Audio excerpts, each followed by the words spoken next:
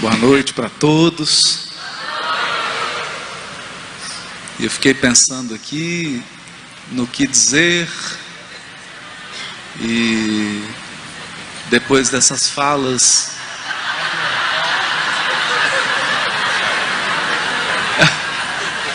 tem uma hora na vida que a gente precisa reconhecer a limitação das palavras. E chega uma hora na vida que a gente precisa parar de falar. E quando a gente reconhece esse momento, nós estamos preparados para agir e para viver.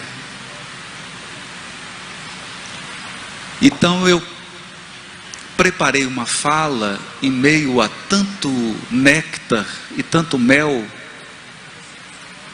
Eu preparei uma fala amarga e azeda, como limão. Porque eu quero aqui falar para o coração de todos os espíritas. E como eu estou dentro,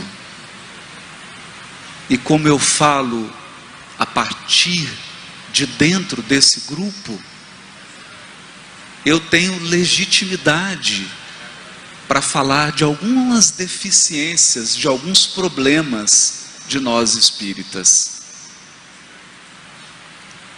E que é importante que seja dito. Esse diálogo interreligioso que nós estamos vendo aqui, começou, ao menos para nós três, Enéas, Aila e eu, como um encontro de amor. Enéas e Aila entraram na minha vida como uma bênção de Deus, e eu pude experimentar na minha vida a riqueza da diversidade. Um evangélico e uma freira católica mudaram a minha vida. E nos momentos do trem, que eu saí do alto e fui para o mais baixo, para o mais profundo, esses dois irmãos de outras crenças estavam lá para me amparar e me segurar. E não faltaram. E hoje o Álvaro está hospedado na minha casa. É um irmão querido. Me levou para Israel e me fez percorrer belezas espirituais que eu não poderia percorrer se não estivesse ao lado dele. E eu chego aqui e junto com meus irmãos recebemos esse presente que são os dois, Mike e Frank. Um com a música toca o nosso coração, o outro com uma fala certeira, uma fala que nos centra, nos traz para a essência do que a gente acredita. Wagner e o Andrei aqui à frente desse movimento, e eu fico pensando em nós espíritas. Eu fico pensando quantas vezes eu ouvi de espíritas: vocês não podem apoiar a Fraternidade Sem Fronteiras, porque esse não é um projeto espírita. E quantas vezes eu ouvi espíritas dizendo para mim: mas é um absurdo ajudar pessoas na África se tem crianças com dificuldade no Brasil.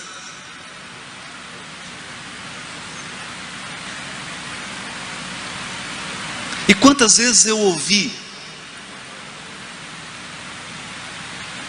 de espíritas. Você não pode envolver uma freira em atividade espírita. E quantas vezes eu ouvi de espírita: como é que você, Haroldo, pode andar com um pastor?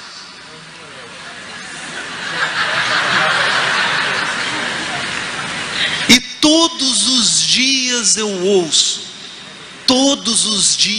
ouço de espíritas: Haroldo, para que você fica trazendo o Velho Testamento para o Espiritismo?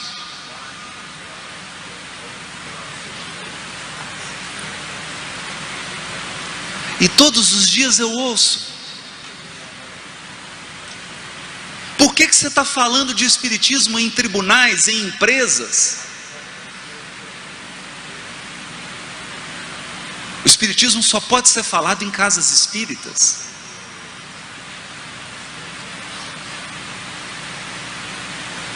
Então eu me pergunto: as pessoas que receberam o ensinamento de que nós somos espíritos, as pessoas que aprenderam que nós reencarnamos em diversas civilizações do planeta, nós, os espíritas que aprendemos, que já passamos por Roma, pela África, pelo Egito, pela Mesopotâmia, pela China, pela Índia, como que nós espíritas podemos construir barreiras e fronteiras tão poderosas dentro do movimento espírita?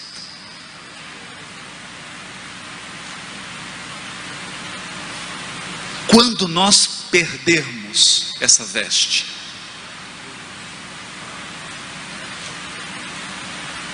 como espíritos imortais no mundo espiritual, como que nós vamos justificar isso? Como que eu vou justificar que eu não quis ajudar uma criança na África, simplesmente porque ela mora na África e não nas regiões pobres do Brasil?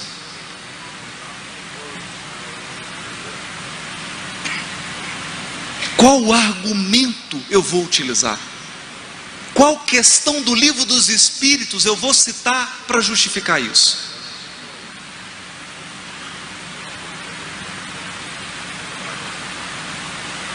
E digamos que você desencarne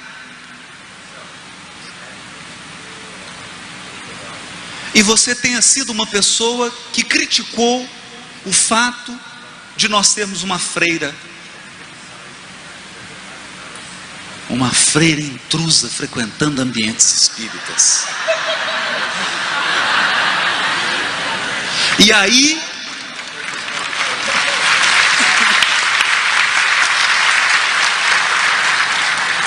quando você desencarnar, uma freira chamada Joana de Ângeles vai te receber e vai dizer: qual o seu problema com freiras?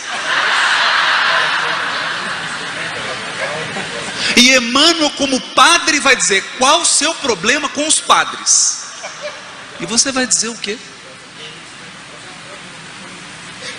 O que você vai dizer?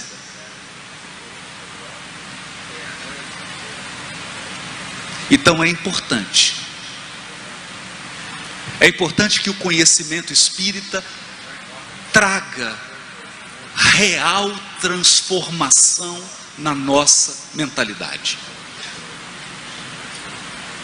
Não é possível que um espírita se sinta ameaçado por ter um amigo pastor. Não é possível que um espírita se sinta ameaçado por andar com uma freirinha. Não é possível. Eu recebi agressões nas redes sociais, porque o meu amigo me levou para Israel, e para que eu pudesse entrar em determinado local do Muro das Lamentações, eu tive de me vestir como um judeu, e quis me vestir. e quis experimentar. E eu fiquei assustado com o rancor, com o ódio de espíritas que não toleraram me ver vestido de judeu.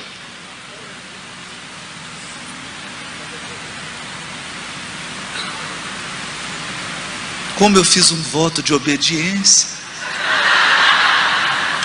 eu acho que eu vou postar todo mês uma foto, uma vestida de muçulmano, uma de judeu, uma de padre, uma de freira, uma de pastor, por causa do meu voto de obediência.